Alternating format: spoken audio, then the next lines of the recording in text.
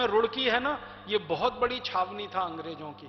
मेरठ था, रुड़की था, फिर दिल्ली था, फिर बरेली था, फिर शाहजहांपुर था, फिर रामपुर था, फिर उधर अलीगढ़ था, फिर एटा था, इटावा था।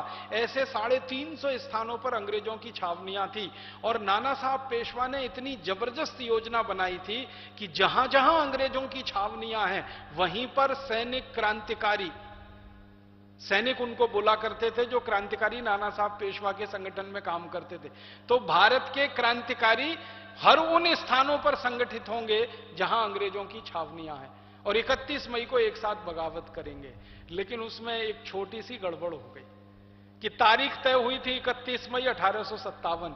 ये मेरठ के लोगों ने कुछ जल्दबाजी कर दी और जो काम 31 मई को शुरू होना था वो 10 मई को ही चालू कर दिया। मेरठ वाले थोड़े ज्यादा उबाल वाले लोग हैं। ये जो इलाका है ना मेरठ, मुजफ्फरनगर, ये जाट जाति समूह का इलाका है। और जाट जाति समूहों के बारे में अंग्रेज खुद मानते हैं बहुत पराक्रमी, बहुत वीर। जाटों के बारे में अंग्रेजों की संसद में जब बहस होती थी तो अंग्रेज कहा करते थे, एक जाट 10 अंग्रेजों के बराबर है।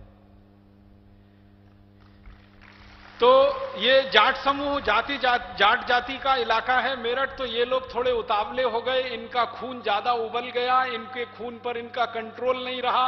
10 मई को ही सारा खेल इन्होंने शुरू कर दिया और 10 मई की शाम 5 बजे अंग्रेजों की पूरी छावनी को आग लगा दी इन्होंने मेरठ में, और क्रांति की शुरुआत हो गई। गुस्सा किस बात पे आया? मेरठ के नागरिकों को अंग्रेजों की छावनियां जला देने का इतना गुस्सा कहां से पैदा हो गया? गुस्सा पैदा हुआ, मंगल पांडे को अंग्रेजों ने फांसी दे दी। 8 मई 1857 को अंग्रेजों ने मंगल पांडे को फांसी दे दी थी बैरकपुर में, और वो खबर 10 मई 1857 को मेरठ तक पहुंच गई। और वो खबर पे गुस्सा आया और अंग्रेजों ने मंगल पांडे को फांसी क्यों दी थी आप सभी जानते हैं। मंगल पांडे एक क्रांतिवीर नौजवान थे, आर्य समाजी व्यक्ति थे। आर्य समाज का प्रभाव उनके ऊपर बहुत ज्यादा था। गाय को माता मानकर काम करने वाले व्यक्ति थे। उनको यह पता चला कि अंग्रेजों की सरकार जो कारतूस देती है बंदूक में चलाने के लिए, उसमें गाय की चर्बी लगी रहती है। बस मंगल पांडे को गुस्सा आ गया और मंगल पांडे अंग्रेजों की सेना में सैनिक के रूप में काम करते थे। तो उन्होंने एक अंग्रेज अधिकारी को पूछा, उसका नाम था मेजर ह्यूसन। उसने मंगल पांडे ने पूछा कि क्या गाय की चर्बी का कारतूस हमें दिया जाता है? तो ह्यूसन ने ना हां कहा ना कहा। बस इसी पे गुस्सा आ गया और ह्यूसन को गोली मार दी मंगल पांडे ने। ह्यूसन को गोली मारी तो बड़ा अधिकारी था, तो अंग्रेजों के छोटे अधिकारियों ने मंगल पांडे को अरेस्ट कर लिया और मंगल पांडे के ऊपर फिर मुकदमा चला।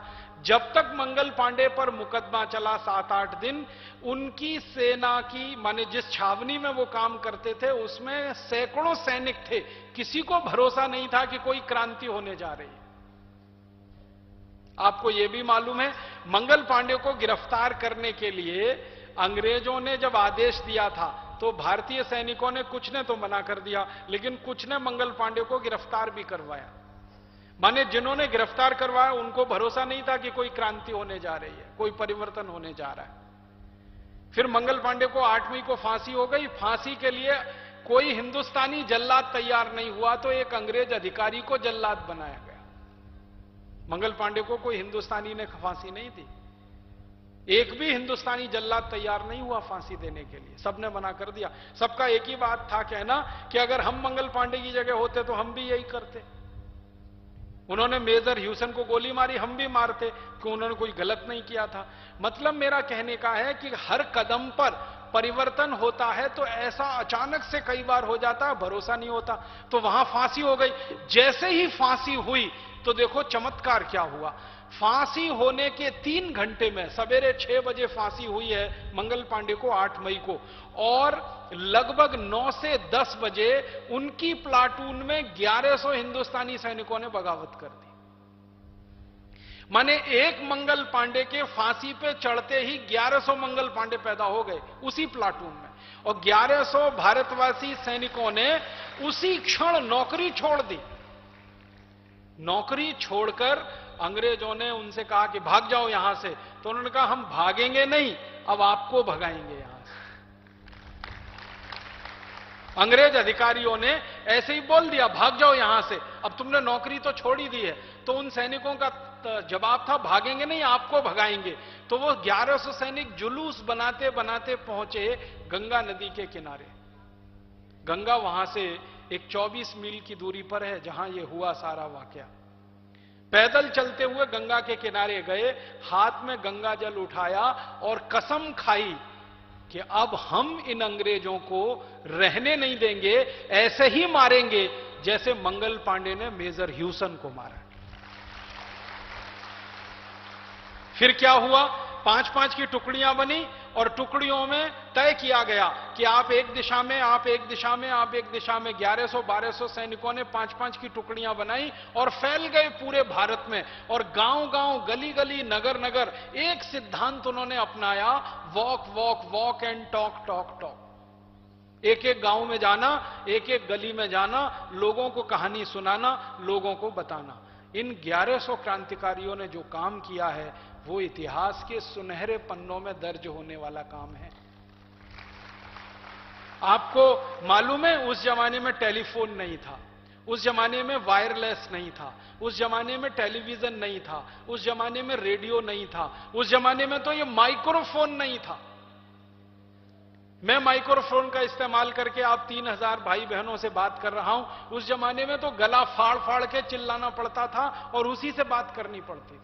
मोटर कार नहीं थी, हवाई जहाज नहीं था, रेल नहीं थी, आने जाने के साधन नहीं थे। या तो बैलगाड़ी पर चलो, या घोड़े गाड़ी पर चलो, या ऊंट गाड़ी पर चलो, या पैदल चलो, साधन कोई नहीं थे।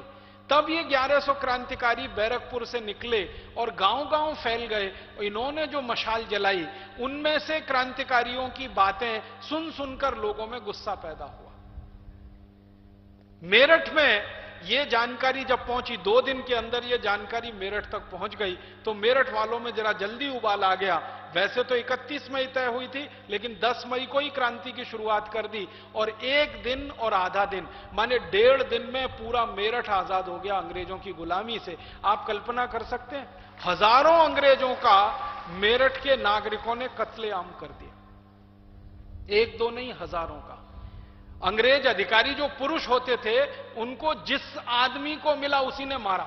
मेरठ के किसी एक नागरिक के हाथ में छोटा सा छुरा है, उसी को भोंक के अंग्रेज को मार दिया।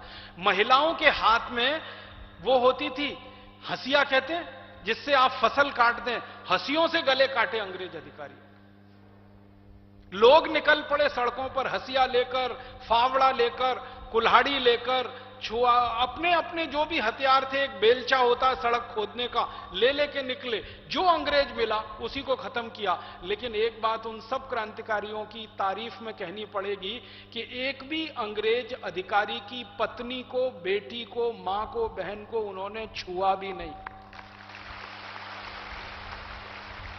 एक भी अंग्रेज अधिकारी की मां, बहन, बेटी को हाथ नहीं लगाया। जो अंग्रेज अधिकारियों की मां, बहन, बेटियां होती थी, उनको बाइज्जत घोड़ा गाड़ी में बिठाकर दिल्ली रवाना किया और दिल्ली से फिर उनको दूसरे स्थानों पर रवाना करके लंदन भेज दिया। और आपको सुनकर हैरानी होगी कि कई अंग्रेज अधिकारी मारे गए तो उनकी पत्नियां रोते हुए कहती थी कि हमारे पास तो वापस जाने के लिए पैसे नहीं है, लंदन कैसे जाएंगे, किराए का पैसा नहीं है।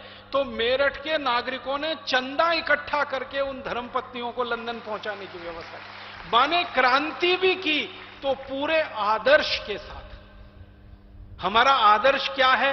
माताओं को, बहनों को छेड़ना नहीं, छूना नहीं, वो मेरी हो या किसी दूसरे की हो। हमारे भारत ने युद्ध के भी नियम बनाए हैं। दुनिया में ये अद्भुत देश है जो युद्ध लड़ने के भी नियम बनाता है। आपको मालूम है, दुनिया में एक कहावत चलती है, बहुत खराब कहावत है लेकिन चलती है। अंग्रेजों की दी गई कहावत है, everything is fair in war and love. कहते हैं कि ना, प्रेम में और युद्ध में हर चीज जायज है, लेकिन हिंदुस्तानी इसको नहीं मानते। हिंदुस्तानी कहते हैं युद्ध भी सिद्धांतों के साथ होता है, प्रेम भी सिद्धांतों के साथ होता है, यहां युद्ध भी सिद्धांतों के साथ होता है। तो अंग्रेजों से हमारी दुश्मनी थी, वैर था, उन अंग्रेजों से जिन्होंने भारत को बर्बाद करने में कोई कसर नहीं छोड़ी, उन अंग्रेजों से हमारा युद्ध था जिन्होंने भारत की लाखों माताओं बहन बेटियों से बलात्कार किए।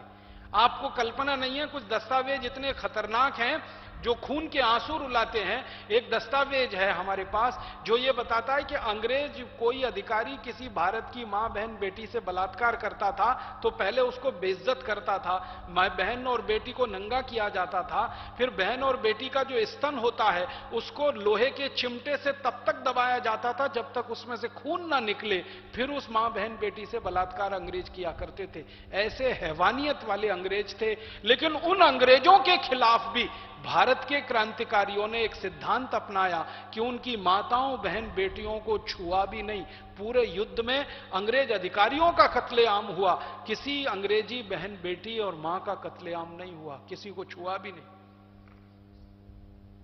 मेरठ आजाद हो गया 1.5 दिन में। फिर उसके बाद मेरठ से क्रांतिकारी चले घोड़े पर और पैदल और दिल्ली पहुंच गए। 70 किलोमीटर की दूरी है, 24 घंटे में दूरी तय हो गई। दिल्ली पहुंच गए। 11 मई को दिल्ली में कत्लेआम शुरू हो गया और 15 मई तक पूरी दिल्ली आजाद हो गई अंग्रेजों की गुलामी से। फिर दिल्ली से निकले क्रांतिकारियों की एक टीम और बरेली गई, एक शाहजहांपुर निकली, एक अलीगढ़ की तरफ निकली, अलीगढ़ एटा इटावा होते हुए कानपुर में, ये सब, फिर एक बरेली शाहजहांपुर होते हुए, ऐसी टुकड़ियां बंटती गईं। और मात्र 3 महीने में, मई का पूरा महीना, जून का पूरा महीना, जुलाई का पूरा महीना, लगभग अगस्त का आधा महीना और बहुत अधिक तो 4 महीने मान लो, 1 सितंबर 1857 तक हिंदुस्तान की 350 छावनियां जो अंग्रेजों की गुलाम थी वो पूरी तरह से आजाद हो गई। इस पूरी कहानी में जो सबसे महत्व की बात रेखांकित करने की है वो एक कि भारत में 1850 तक किसी हिंदुस्तानी को कल्पना नहीं थी कि यह देश आजाद हो जाएगा, अंग्रेज चले जाएंगे, अंग्रेज मारे जाएंगे, कोई इतनी बड़ी बगावत कभी हो सकती है, इतना बड़ा संगठन खड़ा हो सकता है। आपको कल्पना है 350 छावनियों में जब लड़ाई हुई होगी तो कितने हिंदुस्तानियों ने भाग लिया? मैं ये एक आंकड़े के लिए 18 साल काम करता रहा कि कुल कितने हिंदुस्तानियों ने 1857 की लड़ाई में भाग लिया। एक इतिहासकार कहते हैं लाखों में, कोई इतिहासकार कहते हैं करोड़ों में, कोई इतिहासकार कुछ, कोई इतिहासकार। एग्जैक्ट संख्या मुझे लगती थी कि पता होनी चाहिए। 18 साल लगे हुए। मेरे गुरु थे प्रोफेसर धर्मपाल, इतिहास के बहुत बड़े जानकार, उनकी मदद से और उनके कुछ साथियों की मदद से पता चला 4 करोड़ 20 लाख से ज्यादा भारतवासियों ने अंग्रेजों के सामने आमने सामने का युद्ध किया 1857। 350 स्थानों पर युद्ध हुआ, हजारों लाखें तलवारें इस्तेमाल हुई, बंदूकें इस्तेमाल हुई, गोला बारूद इस्तेमाल हुआ। तो आप जरा दूसरे तरफ से कल्पना करिए कि कितना बड़ा यह संग्राम रहा होगा। 350 स्थानों पर 4 करोड़ 20 लाख हिंदुस्तानी लड़ रहे हैं अंग्रेजों से, बंदूकें और तलवारें। एक एक तलवार अगर एक एक हिंदुस्तानी के हाथ में रही हो तो 4 करोड़ 20 लाख तलवारें रही होंगी। इतनी तलवारें बनाई किसने और इतना लोहा और स्टील आया कहां से? फिर यह खोजने के लिए जब निकला मैं तो पता चला अपने देश में एक बंजारा जाति समूह है। आप समझते हैं बंजारा? ये सड़क के किनारे जो अपनी गाड़ी लगा के रहना शुरू कर देते हैं, घर नहीं बनाते कभी।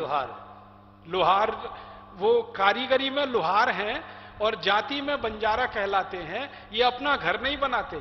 क्यों? वो कहते हैं कि हमारे राजा ने कभी अपना घर नहीं बनाया तो हम क्यों बनाएं। और वो अपना राजा किसको मानते हैं? महाराणा प्रताप को। महाराणा प्रताप के वंशज मानते हैं अपने को। वो कोई छोटे लोग नहीं है, छोटी जाति नहीं है, बहुत ऊंची जाति है। हमारे देश में कोई जाति छोटी जाति नहीं है, सब ऊंची जातियां हैं। तो वो कहते हैं हम तो महाराणा प्रताप के वंशज हैं, हमारे राजा ने घर नहीं बनाया, घास की रोटियां खाई, गांव गांव गली गली उसने छावनियां तैयार की, हम कैसे घर बना सकते हैं। तो ये बंजारा जाति के लोग जो हर बड़े शहर में गांव के बाहर, आप देखेंगे अक्सर किसी भी शहर में जब आप घुसेंगे तो शहर के बाहर इनके आपको वो एक केंद्र स्थान नजर आएंगे। 1-2 गाड़ी खड़ी होगी, वहां पर बच्चे खेलते होंगे, वहीं पर उनकी एक भट्टी होगी जिसमें लोहा गलाते हैं। ये बंजारा समाज को बहुत बड़ी महारत हासिल है लोहा गलाने की। लोहा गलाना समझते हैं? कच्चा लोहा, उसको स्टील बनाना, फौलाद बनाना, तो ये आग की मदद से होता है। तो लोहा गलाकर स्टील बना के तलवार देने का काम ये बंजारा जाति के लोगों ने किया था भारत के 4 करोड़ 20 लाख क्रांतिकारियों को। बंदूकें बनी तो बंदूकों की आगे की नाल तो लोहे की है, पीछे का लकड़ी का है। तो लोहारों ने काम किया नाल बनाने का, और लकड़ी का काम करने वालों ने बट बनाई उसकी। तो लाखों वो लोग कारीगर थे। कितने करोड़ मीट्रिक टन लोहा गला होगा, मैं यही सोचकर रोमांचित हो जाता हूं 1857 में। आज तो हम लाखों मीट्रिक टन लोहा बनाते हैं इस देश में, 1857 में लाखों मीट्रिक टन लोहा गलाया गया होगा। तब भाले बने होंगे, तब तलवारें बनी होंगी, तब बर्छी बनी होंगी, तब कृपाण बनी होंगी, तब छुरे बने होंगे, हैसिये बने होंगे, और फिर अंत में बंदूकों की नाल बनी होगी। माने क्या है, पूरा समाज इस क्रांति में शामिल था।